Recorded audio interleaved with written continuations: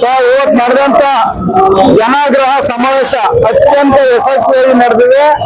ಇವತ್ತು ಕರ್ನಾಟಕದಲ್ಲಿ ಸಮಿತಿ ಅಂಬೇಡ್ಕರ್ ವಾದದ ಮೊದಲನೇ, ಈ ಸರ್ಕಾರ ಬಂದ ಮೊದಲನೇ ಅತ್ಯಂತ ಯಶಸ್ವಿ ಸಮಾವೇಶ ಅಂತ ಹೇಳಲಿಕ್ಕೆ ಇಷ್ಟಪಡ್ತೀನಿ. ಇವತ್ತು ಸಾವಿರಾರು ಕಾರ್ಯಕರ್ತರು ಹಾಸನ ಜಿಲ್ಲೆಯಿಂದ ಬಂದಿದ್ದೀವಿ. ಅದ್ರ ಜೊತೆಗೆ ಕರ್ನಾಟಕ ರಾಜ್ಯದ ವಿವಿಧ ಜಿಲ್ಲೆಗಳಿಂದ ಕೂಡ ಸಾವಿರಾರು ಕಾರ್ಯಕರ್ತರು ಭಾಗವಹಿಸಿದ್ದಾರೆ. ಈ ಕಾರ್ಯಕ್ರಮವನ್ನು ಯಶಸ್ವಿ ಮಾಡಿದಂತ ಎಲ್ಲಾ ದಲಿತ ಪರ, ಪ್ರಗತಿಪರ ಕಾರ್ಯಕರ್ತರಿಗೆ ನಿಮ್ಮ ಟಿವಿಯ ಮೂಲಕ ಅಭಿನಂದನೆಗಳನ್ನ ಸಲ್ಲಿಸ್ತಾ ಇದ್ದೀನಿ.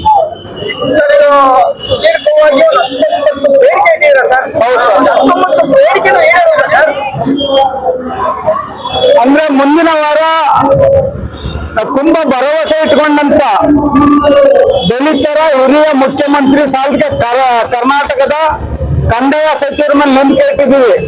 ಈಗಾಗಲೇ ವೇದಿಕೆಯಲ್ಲಿ ಅವರು ಭರವಸೆಯನ್ನು ಕೊಟ್ಟಿದ್ದಾರೆ. ಮುಂದಿನ ವಾರ ವಿಧಾನಸೌಧದಲ್ಲಿ ನಾನು ವಿಶೇಷವಾದ ಅಧಿವೇಶನವನ್ನ ಕರೆದು ಆ ಸಭೆಯಲ್ಲಿ ನಮ್ಮ ಸರ್ಕಾರಕ್ಕೆ ಬೇಕಾದಂತ ಚರ್ಚೆಗಳಂತ ಹೇಳಿದ್ದಾರೆ.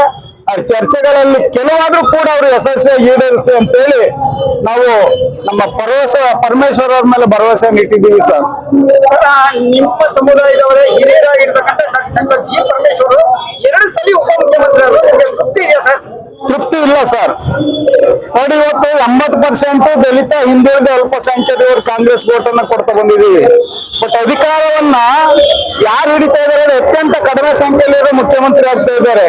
ಅಂದ್ರೆ ಒಂದೇ ಒಂದು ಸಾರಿನಾದ್ರೂ ಕೂಡ ಅವರು ದಲಿತರು ಮುಖ್ಯಮಂತ್ರಿ ಆಗ್ಬೇಕು, ಅದನ್ನ ಕಣ್ಣಾರೆ ನೋಡ್ಬೇಕು ಅಂತ ಬಹುಸಂಖ್ಯಾತ ದಲಿತರು ಇಷ್ಟಪಡ್ತಾ ಇದ್ದಾರೆ.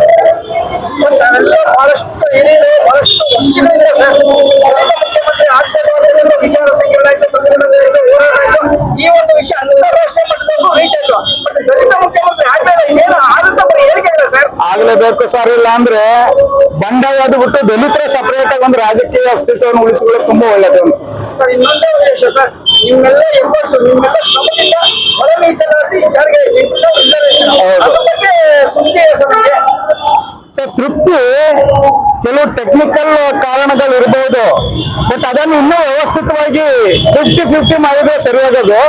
ಬಟ್ ಅವರು ನಮ್ಮ ಅಣ್ತಂದಿರೇನೆ, ಅದನ್ನ ಸರಿಯಾದ ರೀತಿಯಲ್ಲಿ ಇನ್ನೊಂದ್ಸರಿ ಅದನ್ನ ಚರ್ಚೆ ಮಾಡಿ ಅದನ್ನ ಸರಿಯಾದ ರೀತಿಯಲ್ಲಿ ನಾವಿಬ್ರು ಮಾದಿದ್ರು ಎಲ್ಲರೂ ನಾವ್ ಯಾರು ಕಿತ್ತಾಡಕ್ ಬಂದಿಲ್ಲ ಸರ್. ನಾವೆಲ್ಲರೂ ಕೂಡ ಒಂದೇ ತಾಯಿಯ ಮಕ್ಕಳು ಅಂತ ನಾವೆಲ್ಲರೂ ಕೂಡ ಸಮವಾಗಿ ಹಂಚ್ಕೊಂಡು ಬದುಕಬೇಕು ಅನ್ನೋದು ನಮ್ಮ ಉದ್ದೇಶ.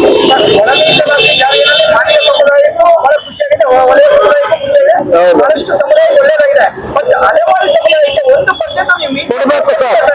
ಅಲೆಮಾರಿ ಸಮುದಾಯದವರು ಕೂಡ ನಮ್ಮವರೇ. ಖಂಡಿತವಲ್ಲ ಸರ್. ನಮ್ಮ ಕೂಗೇನು ಅಂದ್ರೆ ಅವ್ರಿಗೂ ಕೂಡ 1% ಕೊಡಿ ಅಂತ ಕೊಡ್ಬೇಕು.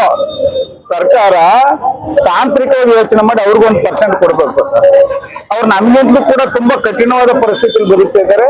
ಅವ್ರಿಗೂ ಕೂಡ ಕೊಡ್ಲಿ ಅಂತ ಹೇಳಿ ನಾವು ತಮ್ಮ ಟಿವಿ ವಾಹಿನಿಯ ಮೂಲಕ ನಾವು ಸರ್ಕಾರವನ್ನು ಹೋಗ್ತಾ ಇದ್ದೇವೆ. ನಾನು ಈರೇಶ್ವರಿಯಲ್ಲಿ ರಾಜ್ಯ ಸಂಘಟನಾ ಸಂಚಾಲಕರು, ಕರ್ನಾಟಕ ದಲಿತ ಸಂಘರ್ಷ ಸಮಿತಿ ಅಂಬೇಡ್ಕರ್ ವಾದ. ಖುಷಿಯಾಗಿದೆ ಸರ್. ಇಂಥ ಕಾರ್ಯಕ್ರಮ ಯಾವ ಸಂಘಟನೆ ಮಾಡಕ್ ಹೋಗಲ್ಲ. ನಾವು ನೋಡ್ತಾ ಹೋದ್ರೆ ಅದರಲ್ಲಿ 90 ಭಾಗ ಈ ರಾಜ್ಯದ ದಲಿತರು, ಆದಿವಾಸಿಗಳು, ಮಹಿಳೆಯರು ಮತ್ತು ವಿಶೇಷವಾಗಿ ಅಲ್ಪಸಂಖ್ಯಾತರ ಸೇರಿರುವುದನ್ನು ನಾವು ನೋಡಬೇಕಾಗ್ತದೆ. ಹಾಗಾಗಿ ಇವತ್ತು ವಸತಿ ಯೋಜನೆಯಲ್ಲಿ 37 ಲಕ್ಷ ಕುಟುಂಬಗಳಿಗೆ ಮನೆ ಇರ್ತಕ್ಕಂಥ ಕುಟುಂಬಗಳಿರ್ತಕ್ಕಂಥ ಬಹುತೇಕ ದಲಿತರ ಪರಿಸ್ಥಿತಿಯಲ್ಲಿ ನೀವು ನಮ್ಮ ಕಾರಣಗಳು ನೋಡಬೇಕಾಗಿದೆ. ಯಾವುದೋ ಕಾರಣಕ್ಕೆ 20 ವರ್ಷ 30 ವರ್ಷ